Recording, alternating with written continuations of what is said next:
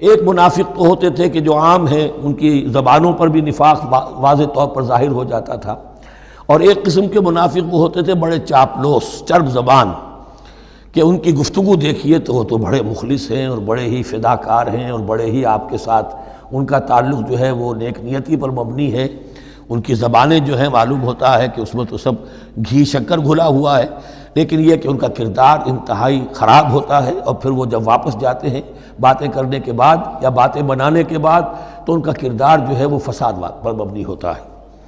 وَمِنَ النَّاسِ مَن يُعْجِبُكَ قَوْلُهُ فِي الْحَيَاةِ الدُّنْيَا، اور لوگوں میں سے ایسے بھی ہیں جن کی باتیں تمہیں بڑی اچھی لگتی ہیں دنیا کی زندگی میں، وَيُشْهِدُ اللَّهَ عَلَى مَا فِي قَلْبِهِ، اور وہ اللہ کو بھی گواہ ٹھہراتا رہتا ہے، میں جو کچھ کہہ رہا ہوں اللہ جانتا ہے، میں خلوص سے کہہ رہا ہوں، میں بالکل اپنی نیک نیتی سے کہہ رہا ہوں، اللہ جانتا ہے۔ وَهُوَ أَلَدُّ الْخِصَامِ، حالانکہ فی الواقع وہ دشمن ہے بہت سخت، الد بہت شدید، اور خصام خصم دشمن کے لیے آتا ہے۔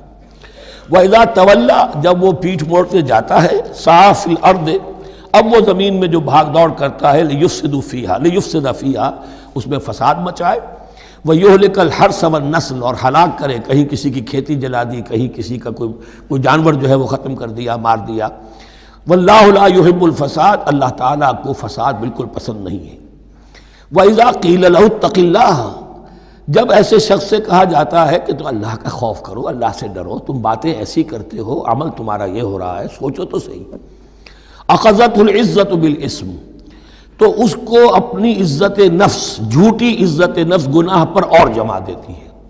ایک شخص وہ ہوتا ہے جس سے خطا ہو گئی، غلطی ہو گئی، اس نے اپنی خطا تسلیم کر لی تو اصلاح کر لے گا۔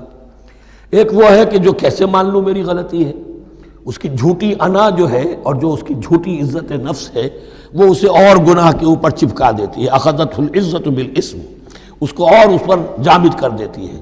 فحسبہ جہنم، تو اس کے لیے تو اب کافی ہے جہنم ہی۔ وَلَبِئْسَ الْمِہَادُ، اور یقیناً وہ بہت برا ٹھکانہ ہے۔ روایات میں آتا ہے کہ ایک شخص خاص تھا، اخنس ابن شریق، اس کا یہ کردار ہے،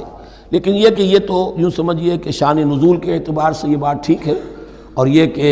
تعویل خاص میں اس کو بھی سامنے رکھیں گے، لیکن یہ وہی ہے، کردار ہے، یہ کردار ہر جگہ آپ کو ملے گا۔ اصل میں کردار کو پہچاننا چاہیے اور اس کے حوالے سے اللہ تعالیٰ سے ہدایت طلب کرنی چاہیے کہ اس کردار سے اللہ تعالیٰ ہمیں اپنی حفظ ایمان میں رکھے۔